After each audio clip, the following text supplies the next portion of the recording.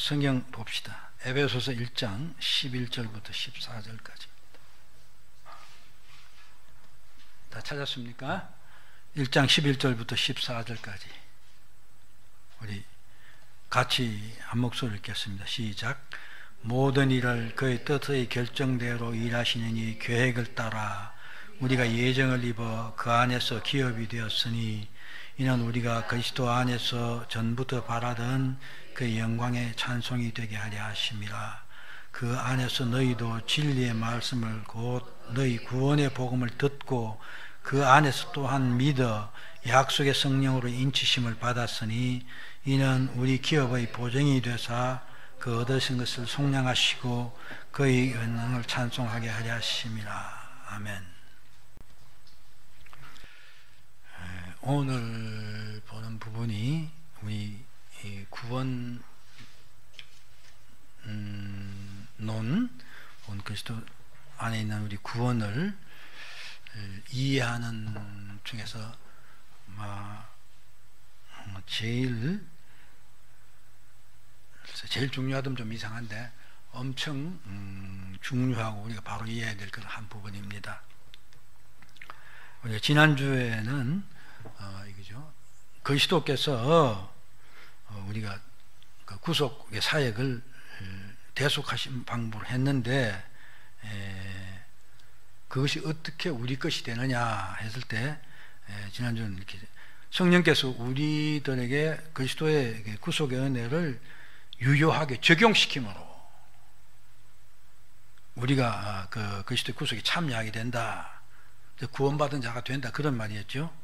근데 오늘은 이제 그러면 그 방법론이 어떻게 그렇게 하느냐, 어떻게 그것이 우리에게 적용시키느냐 하는 그것을 알아보는 내용입니다. 그래서 한마디로 말하면 그리스도와 연합인데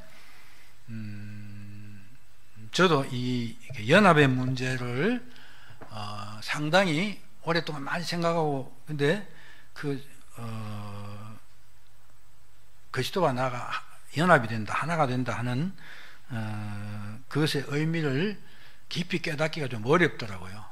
그런데 아마 오늘 이 말씀을 보면 우리가 모두가 깨달을 수 있지 않겠나 이런 생각이 드는데 아무튼 오늘 좀 내용도 그렇게 약간 좀 많고 설명이 많이 필요한 부분인데 오늘 한 시간에 그냥 한 문제이기 때문에 했는데 아무튼 우리 좀 봅시다. 자, 성령께서 그리스도에 의해 획득된 구속을 우리에게 어떻게 적용시키는가? 그래서는 우리 안에 믿음을 일으키시고 또 효과적인 부르심으로 우리를 그리스도와 연합하게 하심으로 그리스도께서 획득한 구속을 우리에게 적용시키신다. 그게 우리 속담도 그런 거 있지 않습니까? 아무리 좋은 음식이 있어도 그게 이제 먹어야만 우리 것이 되는데 그리스도께서 획득해 놓은 구속은 성령께서 우리에게 적용시키는데 적용시키면 되는데 그럼 어떻게 적용시키느냐 하는 그 부분입니다. 근데 오늘 보니까 믿음을 일으키시고 그리스도 연합하게 함으로 근데 오늘 핵심은 연합하게 한다는 이 말이 있습니다. 자, 성령은 효과적인 부르심으로 우리를 그리스도와 연합하게 하신다. 효과적인 부르심에는 지난 시간에 말씀드렸죠. 복음으로 하나님은 우리를 부르십니다. 근데 그냥 부르는 것은 그러니까 목사가 설교하는 것부터 시작해서 전도자가 나가서 예수 믿으세요 하는 그 모든 것은 하나님 부르심입니다. 근데 그것은 외적인 부름이라고 그랬죠. 외적인 부르심. 근데 이거 갖고는 그것으로서는 우리 그리스도인이 되지 않는다. 그 효과적인 부르심, 즉 성령께서 우리 마음속에 들어와서 우리를 그 부르심이 진리인 줄 깨닫게 했을 때 그 부르심이 효과적인 부르심이다. 제가 그렇게 말씀드렸습니다. 하나님은 모든 사람을 복음으로 부르십니다. 이건 외적인 부르심이다. 그러나 그들이 다 하나님께 돌아오지 않는다. 오직 성령이 심령에 들어오시어. 지난 시간에 본 것은 소정 회심 이렇게 맨 처음에 소명이죠. 부르심, 그 다음 회심, 거듭나게 한다. 회심, 중생이 먼저죠. 거듭나게 하시고 구원의 진리를 깨닫게 하시며, 그래서 드디어 우리 의지에 영향을 주어 우리 하나님께로 돌아가고, 우리가 삶의 방향을 세상을 보고 향해 가던 우리의 삶의 방향이 돌이켜야 되는데 그 돌이키는 우리의 의지가 없이 되지 않는 것입니다. 근데 우리의 의지에 영향을 주어서 우리로 하여금 하나님께 돌아오게 하는 것이다. 그게 효과적인 부르심이다.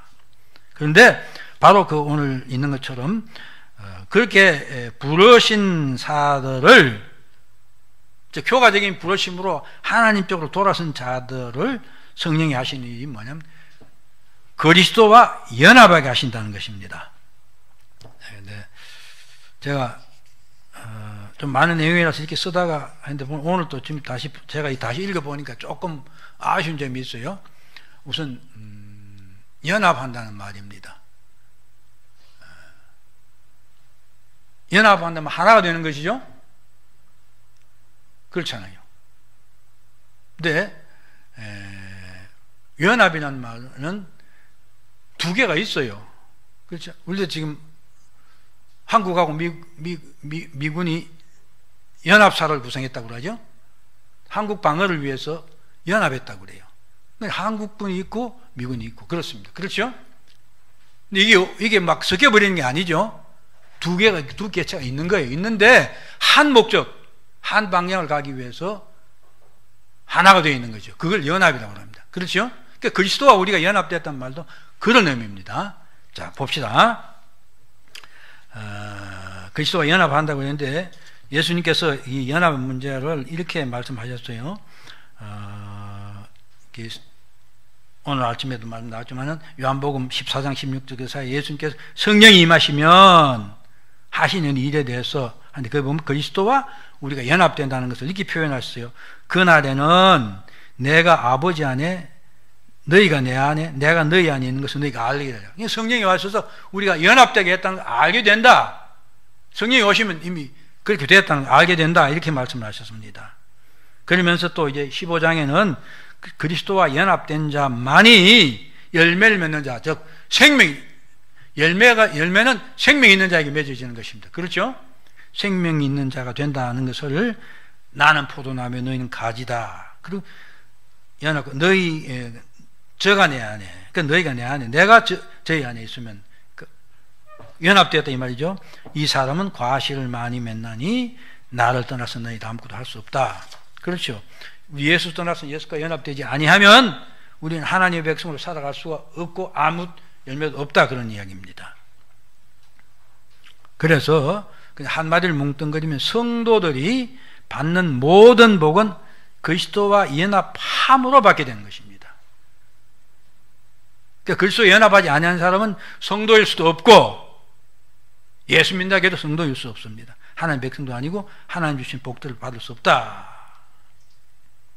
그런데 이제 제가 이 연합이라는 문제를 상당히 오랫동안 생각하고 있는데 좀 근데 가만히 생각하니까 그게 제가 방금 설명한 것처럼 한미연합이다 할 때 두 개체가 있으면서 한 목적을 위해서 하나가 되는 거죠. 이 기본 개념을 제가 못 깨달아서 연합에 대한 문제를 잘 못 깨달았던 것 같은 생각이 들더라고요. 근데 아무튼 그리스도의 연합은 신비적이며 초자연적으로 성령에 의해서 이루어지기 때문에 이것을 신학적으로 신비적인 연합 이렇게 말합니다.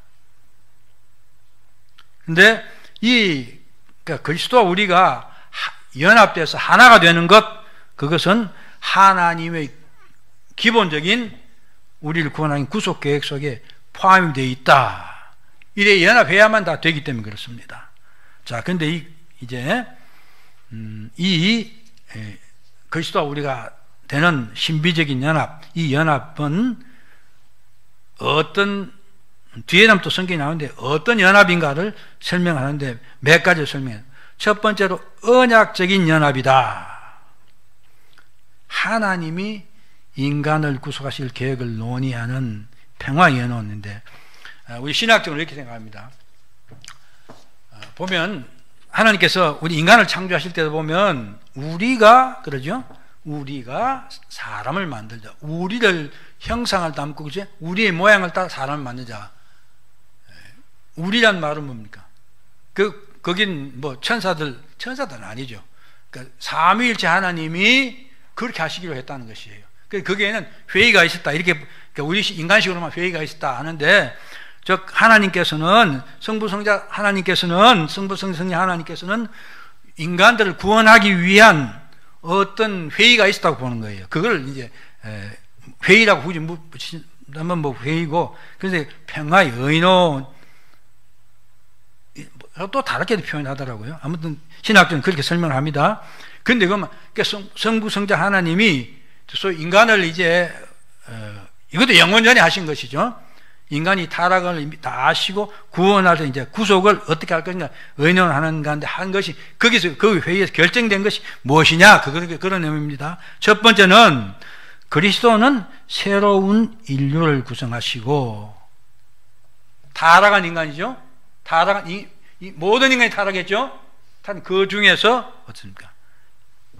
그 중에서 선택된 자를 뽑아서 새로운 인류, 구원받은 자, 하나님의 백성을 새롭게 구성하신다.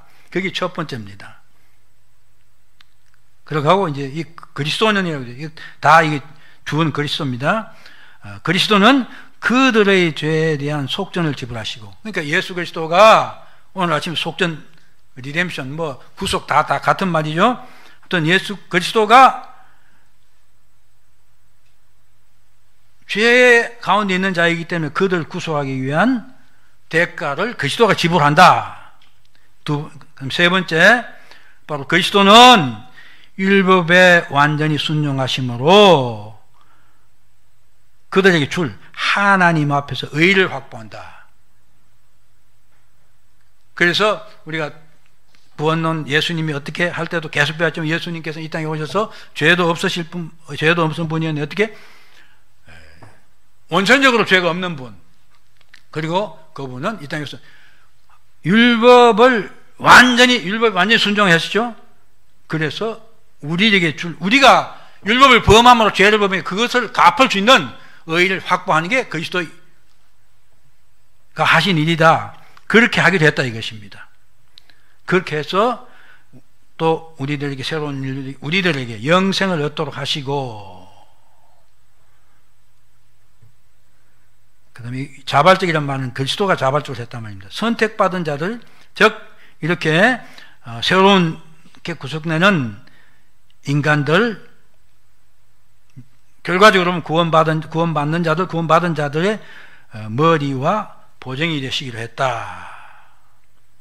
이게 인간 구속을 위한 하나님의 언원 가운데 정해진 것이다 이것입니다. 근데 이것이 어떻게 드러나느냐? 바로 하나님께서 인간들에게 언약을 하신 것이죠. 그러니까 구원하시기는 언약을 하셨는데 가장 먼저 한 게 그거죠. 아담왕의 창세기 15장에 있는 말씀입니다. 그리스도가 여인의 후손이 사단을 접으시고 우리를 구원한다 이것입니다. 그래서부터 더 구체적인 게 더 많이 계속 나오죠. 영원한 언약인데, 영원한 언약 더 쉽게 말하면 성경 안에, 하나님 말씀 안에 이 내용들이 계시가 되었다. 그렇죠. 우리가 성경을 통해서 지금 말한 것들을 우리가 다 압니다. 그렇죠. 그렇게 하셨다.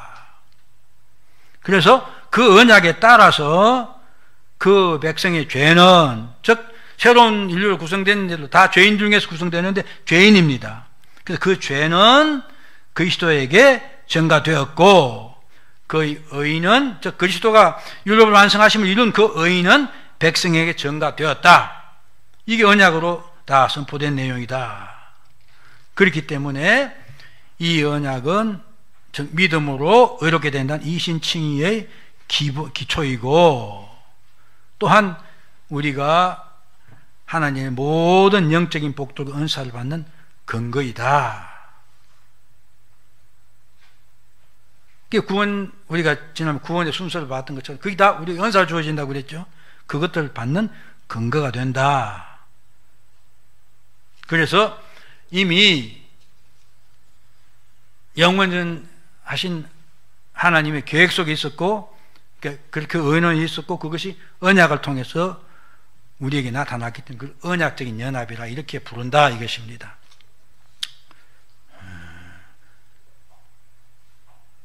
제 설명이 지난 시간에 있지만 이 부분은 아무튼 여러분들이 이렇게 다시 듣기 좀 그렇지. 제가 또 더 있으면 내년이나 내후년에 한번 한다면 모르겠습니다만 그럴 기회는 모르겠고 아무튼 질문하십시오. 그 다음 두 번째, 구속 계획 속에 관념적으로 확립된 생명의 연합이다. 이 연합은 언약 속에 된 확증된 연합일 뿐만 아니라 언약으로 된 연합일 뿐만 아니라 그 다음에 관념적인 연합이다. 관념적인 연합이다. 관념이 뭡니까? 이 생각 속에 있는 것이죠. 혹은 뭐 관념 영어로도 보니까 아이디얼 혹은 뭐 컨셉셔널, 그러니까 인간의 머릿속에 마음속에 있는 것이 어쨌든 구체적인 형상을 가진 그런 연합은 아니다 이것입니다. 관념적인 연합인데 생명의 연합이다.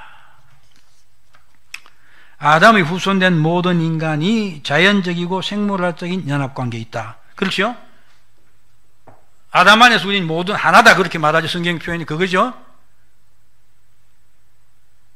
그런데 이것처럼 구원 언약에 의해 마지막 아담인 혹은 둘째 아담인 예수 그리스도와 그로부터 생명을 받은 성도들은 영적인 연합을 이루게 된다. 고린도전서 15장 14절 이게 첫 번째 아담, 두 번째 아담 이렇게 설명하고 있죠. 또 그리스도는 영적인 연합을 이루는 모든 사람의 몸을 대표한다. 에베소 1장 20절 성도는 그의 몸이고 그리스도는 교회의 머리라고 하지 않습니까? 그렇죠? 이런 머리고 몸으로 하나가 되었다. 연합이 되어 있다. 이건 관념적인 것이지 실질적으로 그런 건 아니죠. 실제라는 거야. 이렇게 구체적으로 드러나는 모양으로 되는 건 아니다. 그래서 관념적인 연합이다. 그런데 생명의 연합이 되겠습니다. 그래서 교회인 이 몸은 관념적으로 이미 구원의 언약에서 그리스도와 연합되어 있다. 그러니까 성경이 우리 구원을 과거적인 표현을 쓰는 이유도 그것이고 그것은 영원한 의미 확립되어 있기 때문에 그렇다는 이야기는 제가 앞에도 설명을 했습니다. 자, 그리고 이 연합으로 인하여 그리스도의 공로에 의한 모든 복들이 그 몸의 지체가 된 모든 사람에게 유기적인 방법으로 전해진다. 유기적이란 건 무엇입니까? 그러니까 그리스도는 몸이고, 그리스도는 머리고 우리 몸이라면 우리 몸에 있는 것은 모든 게 유기적으로, 그렇죠? 영양도 왔다 갔다 하고 다 그런 관계처럼 이미 그리스도 안에서 모든 복들은 우리가 그리스도와 몸으로 되어 있기 때문에 관념적으로 되어 있지만은 실질적으로 그런 모든 복은 우리에게 주어지지 않을 수가 없는 것이다 이것입니다. 우리를 부르시고 우리 구원의 완성에 하는 그 모든 것들이 우리에게 안 주어지지 않을 수 없다. 유기적으로 주어진다. 그러므로 성도들은 그리스도의 생명을 공유하고 있는 영화로운 몸이며 새 인간이다. 그렇죠. 우리는 거듭난 새 인간이죠. 그래서 이 연합이 역사적으로 이룰 때 성경 히브리서 2장 13절에 보면 있는데 이게 시편에도 있는 말씀이죠. 볼지어다 나와 및 하나님께서 내게 주신 자녀라. 이렇게 성경이 말하고 있습니다.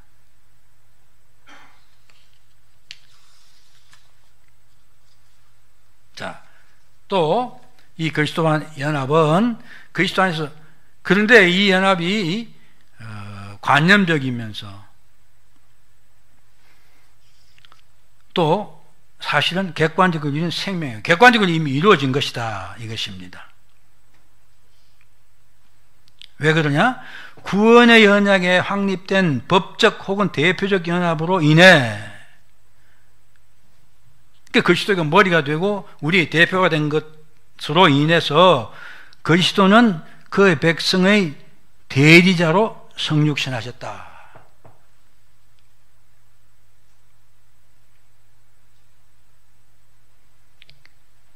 그리고 그분은 그의 백성을 위한 모든 베풀 수 있는 공로를 세우셨다. 그렇죠? 우리의 구원을 줄 수 있는 모든 것을 그분이 인간으로 오셔서 고난을 받으시고 의를 이루시고 그래서 자격을 다 얻었던 것이요. 그래서 히브리서 2장 14절 15절에 자녀들은 혈육에 함께 속하 있으며 그도 또한 한 모양의 혈육에 함께 속하심으로 사망으로 말미암아 사망의 세력을 잡은 자 곧 마귀를 없이하며 또 죽기를 무사함으로 일생에 매여 종로한 모든 자들을 놓아주심으로 하셨다. 예수님은 우리가 받을 모든 복들을 베풀 수 있는 실제 공로를 세우셨다 이것입니다. 또 그리스도는 하나님의 교회 안에서 이미 그의 백성들이 중보자 머리 대리자의 관계를 맺었기 때문에 그들을 위한 구원의 공로를 세울 수 있었고, 교회는 모든 성도는 교회로서 머리신 그리스도에 포함되어 있다. 그러니까 하나다 이거지요. 그러니 연합적인 관계에 있다 이것입니다. 그러므로 객관적인 의미에서 교회는 그리스도와 함께 예수님과 우리가 하나라면 어떻습니까? 당연히 예수님이 한 것은 다 우리가 한 것이다 이렇게 되는 거죠. 그래서 교회는 그 성경에서 그리스도와 함께 십자가에 못 박혔다, 우리가 그리스도와 함께 십자가에 못 박혔다, 갈라디아서 2장 20절 분명히 있는 말씀이죠. 또한 그리스도와 함께 죽었다, 로마서 6장 4절에 있는 말씀입니다. 또 그리스도와 함께 죽은 자 가운데 부활하셨고 그리스도와 함께 하늘에 앉혀졌다, 에베소서 2장 5절 6절. 그렇죠? 그러니까 그리스도와 한 것은 우리가 한 것이다, 객관적으로 그렇게 되는 것입니다. 왜? 하나가 되었기 때문에, 연합했기 때문에.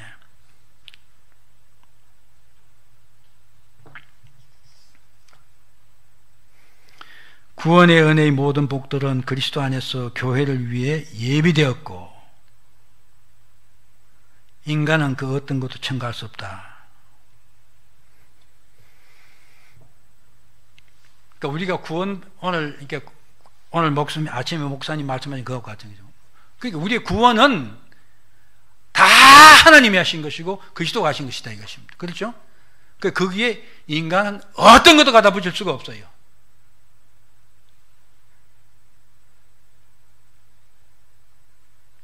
지난 시간에도 말씀드린 반복되는 말입니다. 이 말에 조금이라도 들어간다면 그건 이단입니다. 인간은 이 객관적인 것이 성령의 사역에 의해 주관적으로 적용된 것을 기다리고 있는데 역사 속에서 점진적으로 실현되고 있다. 자, 즉 예수님이 다 해놓고 이미 다 되어 있는 것이죠. 그리고 우리 다 됐다 또 그렇게 설명하죠. 아까 본 에베소에서도 그렇게 하고 로마 8장 30절 그러죠. 미리 정하신 자를 또한 부르신 자 의롭다 하신 자들 영화롭게 하셨느니라 이렇게 되어 있어요. 그렇죠? 다 됐다 그렇게 말한다 이것입니다. 그러니까 이 객관적으로 이미 다 되어 있다. 그리스도 안에서 다 되어 있는 것입니다. 그런데 그것이 여기 주관적이란 말은 우리들에게 실질적으로 나타난 것이죠. 그건 객관적인 사실이고 내가 그리스도의 몸이다 하는 것이 객관적으로 그렇게 이미 되어 있다 이거죠. 그리스도의 머리고 나는 교회에 안치제된 우리는 그리스도의 몸인 것입니다. 근데 그것이 우리들에게 뇌 속에 실질적으로 이루어지는 것은 그게 주관적으로 이루어진다. 이것은 역사 속에서죠. 시간 속에서죠. 저 여러분들에게는 점차적으로 실현되고 있다. 그렇죠? 우리는 하나님 계획 속에는 이미 영원 전에 선택받은 자 선택되어 있고 부르실 다 되어 있습니다. 예수님 다 되어 있는 것이죠. 그런데 저와 여러분들이 부르심을 받은 것은 내게 그죠? 내가 부르심 받은 건 내가 주관이 내게 되는 것이다. 이것이. 그것은 내 때에 된 것이죠. 우리의 때에 된 것입니다. 그렇게 하고 우리의 신앙 생활을 통해서 성령 인도하심을 통해서 점차 완성되어 가고 있다 이것입니다. 그 말입니다. 성령 사역 속에 주관적으로 적용되는 것을 기다리고 있다 우리는. 그렇죠? 구원이 완성될 때 기다리고 있는 것 아닙니까? 그래서 그것을 성경이 어떻게 표현하냐? 에베소 2장 20절 그리스도 예수 안에서 함께 지어져 간다. 건물의 완성되는 모습 그렇게 표현하고 있죠. 그러니까 우리가 완성된 그리스도를 완전히 닮은 자로 되어가고 지어져 가고 있다. 이렇게 말하고 있다 이것입니다. 그 다음 성령 사역에 의해 주관적으로 실현된 생명의 연합이다. 자, 그리스도의 사역은 구원의 공로를 세우시고 그것으로 소유하는 건 끝나지 않았다. 그죠? 그리스도께서 소유하고 있으면 우리 것이 아니죠. 근데 구속계획에서 그의 모든 백성들이 그가 획득한 모든 복들을 소유하게 하셨어요. 그렇죠? 앞에서도 맨 처음에 하나님이 회의에서 그렇게 되어 있다 그렇죠? 그리스도의 공로는 우리의 죄는 그리스도에게 전가되고 그의 공로는 우리에게, 그의 의는 우리에게 전가되도록 그렇게 계획되어 있다. 그 말이죠. 그의 모든 백성 그가 획득한 복들을 소유하도록 하셨으며 성령이 그리스도 안에서 이 모든 것을 받아 우리에게 전해주게 하심으로 그것이 우리 것이 되게 하셨다. 이것입니다. 즉 예수님께 다 해놓으신 것을 그게 이제 우리 것이 되어야 되는데 그것을 하시는 분이 누구냐? 성령이 그리스도께서 이루어놓으신 그 모든 공로를, 모든 은혜를 우리들에게 줘서 우리 것이 되게 했다. 바로 그 말인 것입니다. 그래서 아까도 인용한 나는 포도나무요 너희는 가지니 너희가 내가 저희 안에 있으면 이 사람이 과실을 많이 맺나니 나를 떠나서 너희 아무것도 할 수 없습니다. 그리스도 안에서 다 그렇게 된다. 즉 성도는 성령의 중생케 하는 사역을 통하여 그리스도에게 나오며 한 몸의 지체가 되고 그래서 그리스도와 같은 생명을 누리는 관계가 된다. 그러므로 그리스도와의 신비적인 연합은 그리스도와 그의 백성 간에 친밀하며 생동적이고 영적인 연합이다. 그들의 생명과 힘, 복과 근원이 근원이 되신 그리스도와 그의 백성의 연합이다. 즉 그것을 성경이 이렇게 표현합니다. 그리스도와 우리 방금 그 요한복음 15장처럼 예수님은 포도나무, 우리는 가지다. 하나죠. 그 다음 베드로전서에서는 건물의 기초와 건물을 말합니다. 예수 그리스도가 기초고 모퉁이 돌이고 우리는 거기서 건물을 지어져 간다. 또 에베소서에는 또 남편과 아내로, 또 에베소서는 또 다르게 표현하죠. 머리와 지체들 이렇게 표현하고 즉 그렇게 연합이다 이것입니다.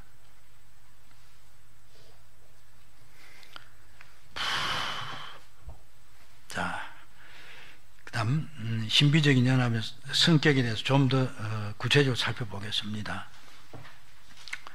우선 유기적인 연합이다. 그러니까 그리스도와 성도는 한 몸이다 이것입니다. 그리스도는 머리고 우리 몸이니까 당연히 유기적인 연합체죠. 그리고 두 번째는 생동적인 연합이다. 그 성경이 표현 그리스도의 생명이 성도 안에 내주하시면서 이들을 우리를 소생케 한다.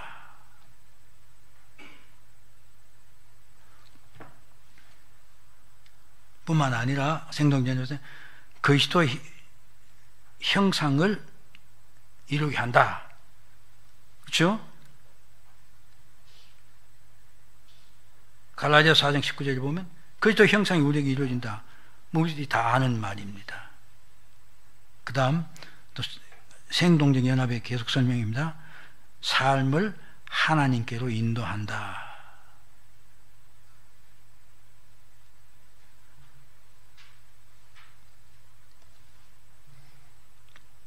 그 다음 심지어 성격, 세 번째는 성령에 중재되는 연합이다. 성령이 그렇게 하시는 일이죠. 성령에 중재된 연합이나 성령을 통해 그리스도는 성도들 안에 내주하시고 그들을 자신과 연합시킨다. 그래서 성경이 표현은 고린도전서 6장 10절에 주와 합하는 자는 한 영이라. 그 다음 이게 일방적인 게 아니고 상호작용하는 연합이다. 그래야 유기적인 연합이죠. 그리스도가 먼저 신자들을 중생시키고 신앙을 일으킴으로 자신을 성도와 연합시킨다. 그러면 성도들은 어떻게 반응을 하느냐? 성도 또한 자각적인 행위를 통해서 성령의 인도로 지속적으로 이 연합을 유지시킨다. 이게 신앙생활인 것입니다. 그렇죠? 그리스도가 우리 먼저 공로를 다 해놓고 우리 주시고 하나되게 성령이 하나되게 하시는데, 그러면 우리도 이제 하나님 은혜를 깨달아 알고, 그래서 내가 거룩해져야 되고 예수 닮아야 되고 한다는 걸 알고 성령의 인도하심을 받아서 이 연합을 유지해 간다, 이것입니다. 갈라디아서 2장 20절이 내가 그리스도와 함께 십자가에 못 박혔나니 그는 이제 내가 산 것이 아니오 오직 내 안에 그리스도께서 사신 것이라. 이제 내가 육체 가운데 사는 것은 나를 사랑하사 나를 위하여 자기 몸을 버리신 하나님의 아들 믿는 믿음 안에서 사는 것이다. 그 다음 또한 이 연합은 개인적인 연합이다, 이것입니다. 그러니까 우리가 하림교회에 속했기 때문에 하림교회 성도로서 연합되는 것이 아니라 성도 모두 한 사람은 한 사람 각자가 그리스도와 연합이 된다, 이것입니다.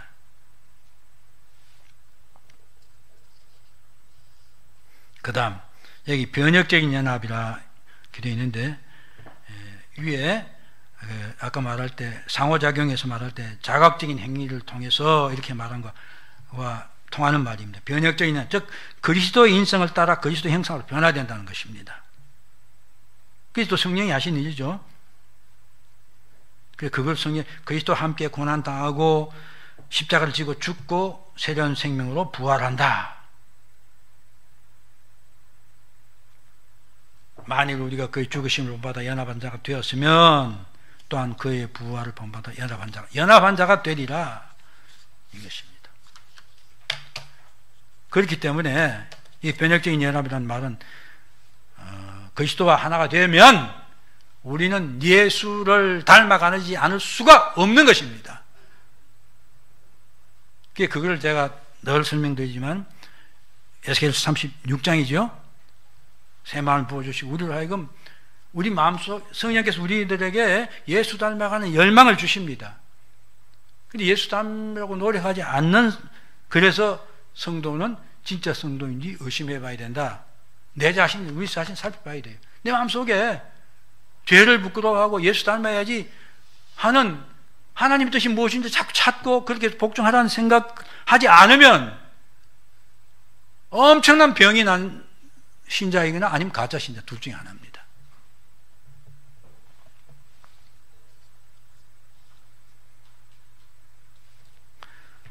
그 다음 연합에 대한 오류.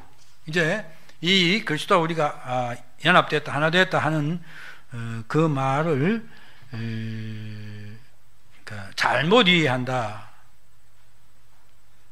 그래서 이 첫 번째 잘못이 합리주의적인 주장이다.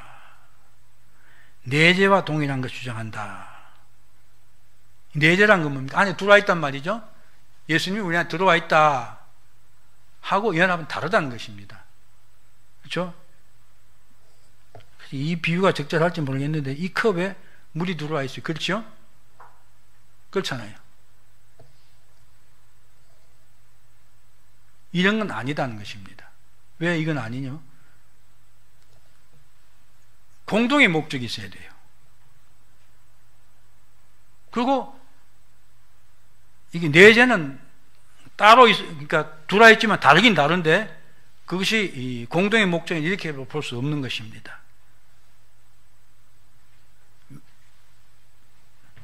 왜 합리적인 주장이냐? 합리적인 이런 말은 합리주의자들이 이렇게 주장한다.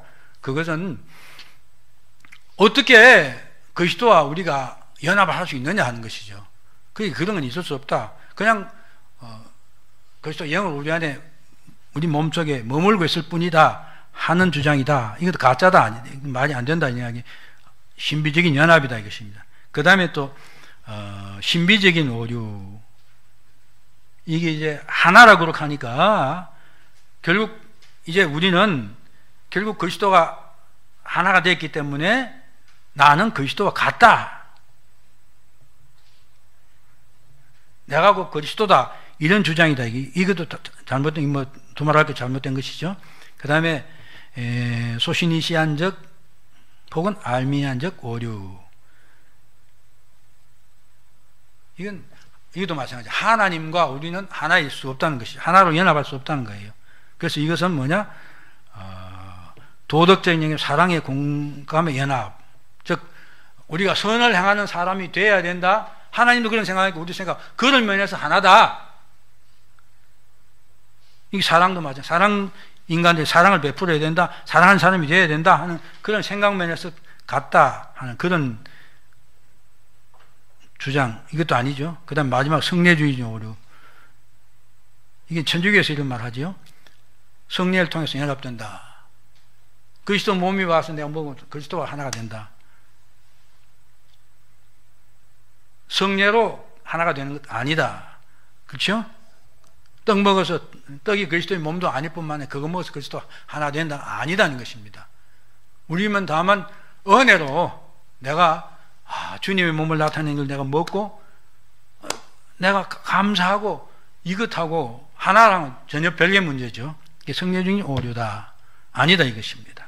자, 그 다음 그리스도의 연합으로 주어지는 믿음. 진정한 믿음은 구원을 얻는 믿음으로 심령에 자리 잡고 중생한 생명에 뿌리 박은 믿음이다. 이제 믿음을 생각해 보는 부분입니다. 진정한 믿음, 참 믿음이라는 것은 구원을 얻는 믿음이다. 구원을 얻지 못한 믿음이 아니라는 것입니다. 그런데 그것은 중생한 생명에 뿌리 박혀 있는 믿음이다. 그래서 이 믿음은 하나님의 선물이다. 당연히 우리가 구원론을 앞에서 지난 시간에 봤지만은 믿음도 은사 중에 하나입니다. 그렇죠? 로마서 2장 8절 제일 확실하게 말하고 있죠. 너희가 그 은혜를 인하여 믿음으로 말미암아 구원을 얻는 이것이 너에게 난 것이 하나님의 선물이다. 믿음은 하나님의 선물이라고 분명히 말하고 있습니다. 그렇죠? 즉 예수 그리스도와 연합된 자에게 하나님이 선물로 주시는 것이 무엇이냐? 믿음이라는 것입니다. 바꿔 말하면 다 하지만 즉 거듭난 사람에게 선물로 주시는 것입니다. 그래서 선물을 주심으로 성도들의 마음속에서 발생되는 것이다. 그러면 그 믿음의 구체적인 내용이 무엇이냐? 믿음에 대한 정의가 엄청 많습니다. 그러나 구원을 얻는 믿음은 아주 명백합니다. 복음 진리가 많이 있습니다. 이건 우리가 지식으로 습득이 되죠? 그렇죠? 예수님이 우리를 구원하시기 위해서 사람이 되셨다. 우리를 위해서 대속의 죽음을 하시고 그 은혜로 우리를 구원하신다 하는 기본적인 지식의 체계, 구원에 관한 지식의 체계가 있습니다. 그렇죠? 그게 진리입니다. 이것을 내가 확실히 믿어야 된다는 것입니다.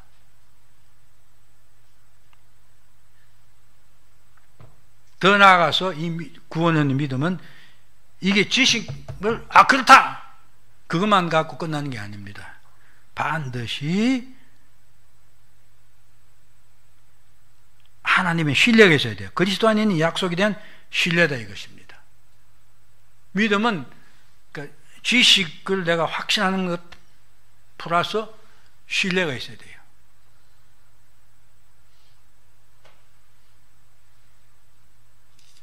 약속에 대한 신뢰가 있으면 어떻게 됩니까?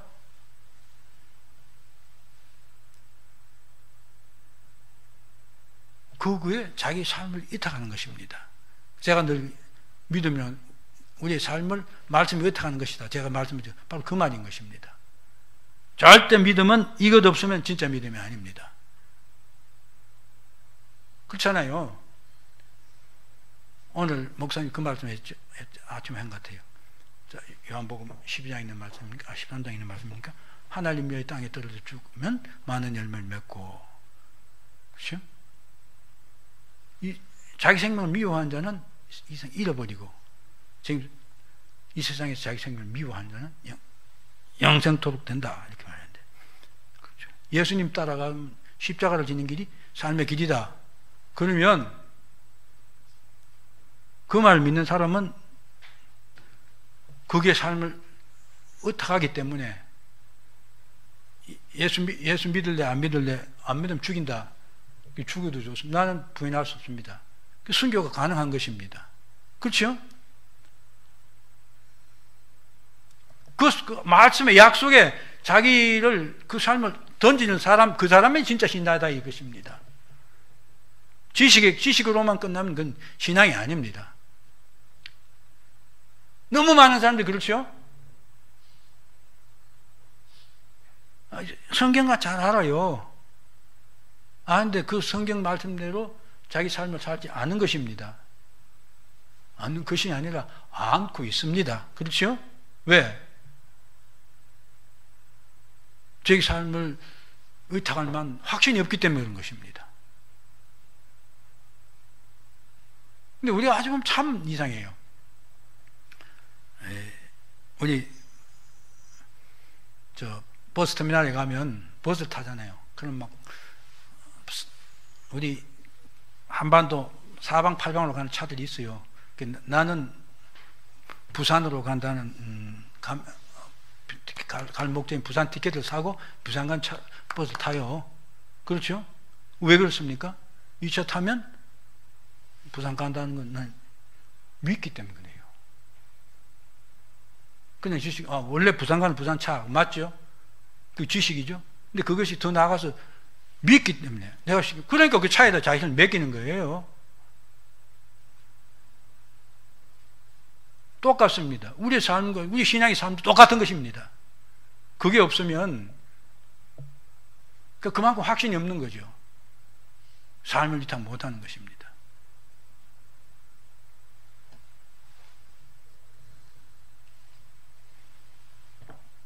이 믿음은 전적으로 하나님의 선물이며 구원을 받은 근거다. 저와 여러분들, 그러니까 우리가 아침에 와서도 오늘 이 집사님도 그랬고 오늘 또 기도하시는 집사님도 아침 기도할 때도 보면 우리 자신의 삶을 돌아보면 너무 말씀 미치지 못하게 안타깝게 생각하죠. 그러면서 회개하죠. 그건 내가 아직까지, 그렇죠? 내 습관이나 아무튼 내 어떤 것들이 과거에 살아오던 방식, 그게 나를 자꾸 걸려 넘어지게 하기 때문에, 그러니까 우리는 그렇기 때문에 그런 문제를 심각하게 생각하고 정말 내가 하나님 말씀 나를 전적 던지기 위해서 모든 연습을 해야 됩니다. 그렇죠? 실패하면 내가 왜 이랬나 하고, 그래서 우리의 삶이 점차 아까 변혁적인 거죠? 점차 바뀌어가는 것입니다. 그래서 제가 자주 인용하는 말, 로마서 1장 뭡니까? 2장 있는 2장 3장 있는 말, 3절 2절? 네, 3장 3절 3절 있죠? 지금 장래 어떻게 될지 아직 나타나지 않냐고. 그가 나타나시면 우리가 그와 같을 줄 아는 것은 그의 참모습을 볼 것이기 때문에. 그러니까 저 예수 만날 때는 보면 어떻게 해요? 예수님 모습 같은 우리가 되어 있더라 이것입니다. 내가 예수 됐단 말 아니죠? 내 성화가 진행돼서 내 모습이 정말 예수님처럼 그런 사람이 되어 있더라 이것입니다. 반드시 그렇게 되는 것입니다. 반드시 그렇게 됩니다. 그렇게 하기 위해서 우리 한번 생각해 보십시오. 내 삶이 얼마나 모자라는가. 내가 정말로 매 순간 하나님 말씀에 나를 던지고 그게 어떻고 그 말씀에 어떻게 해서 나를 드리고 있는가. 그게 로마 12장 2절 1절에 있는 말씀이죠. 산재물을 드린다 그 말씀인 것입니다. 자, 그래서 이런 말이 있는 것입니다.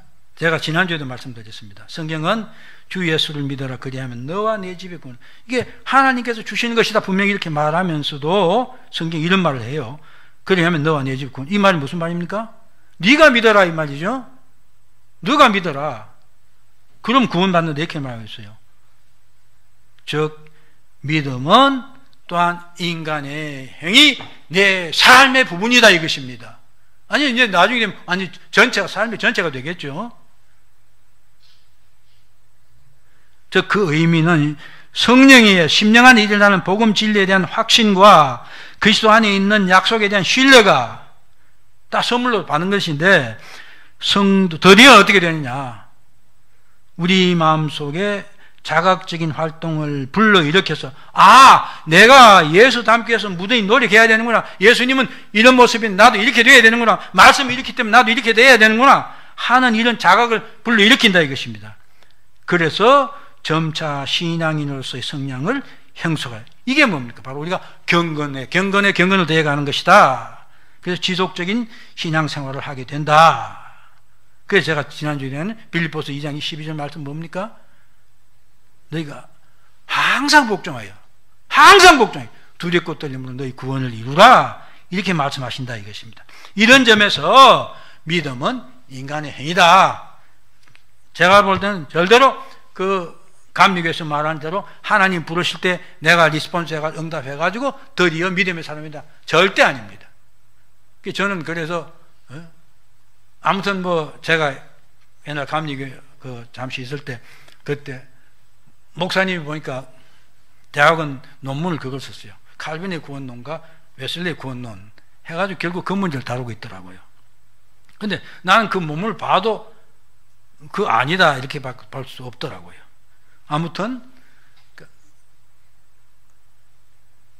하나님께서 우리를 하여금 하나님 말씀을 들을 수 있는 그걸 주어야 그때야 듣게 되는 것이에요. 그래서 성령이 끊임없이 나를 일깨울 때, 아, 내가 말씀 순종해야지 하는 마음도 생겨나고, 그래서 내가 이렇게 해서는 안 되는구나, 더 나가야 되는구나. 예수님이 어떻게 하셨는데, 제가 전에 여러 번 선편했죠. 올인했다. 아까도 제가 올인이 생각나더라. 하나님은 올인하셨어요. 우리 구원을 위해서. 그렇지 않습니까? 아까 뭐 목사님 선욱이 우리 성도를 위해서 못 내놓겠다고 하던데, 아마 글쎄 뭐 목사님이 내놓을 권한이 있는지 없는지 나도 모르겠어요. 근데 내가 볼 때 하나님이 그런 요구를 하실 리가 없겠죠. 그러나 아브라함이 하신 걸 보면 하나님 할 수도 있어요. 그러나 아무튼 우리 구약의 이해를 생각해 볼 때 하나님께서 이미 우리들에게 그것을 깨닫게 하기 위해서 하나님이 하실 일을, 그렇죠, 하나님 올인하신다 이거죠. 니도 올인해라 하는 걸 이미 통해 보여주고, 우리도 하여금 내 새끼를 내놓으라 그런 요구를 하시는 것이 아니라, 우리도 하여금 이미 다 보여줬으니까 너도 그렇게 살아라, 나는 올인했다 너도 올인해라, 이렇게 하시는 것입니다. 그러니까 저와 여러분이 그렇게 할 수 있는 사람이 돼야 되고, 그런 점에서 믿음은 우리 행위다 하는 것입니다. 아무튼 또 다음 주 또 있겠지만, 여러분들 이것 다른 건 그래도 아무튼 한번 가져가셨어요. 여러분 천천히 자꾸 한번 읽어보십시오. 보시고,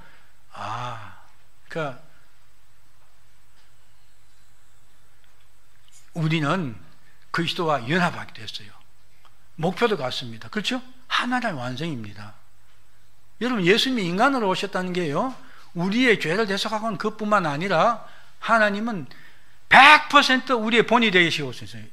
예수 그리스도가 인간이 아니고 하셨으면 우리들에게 아무런 소용이 없어요.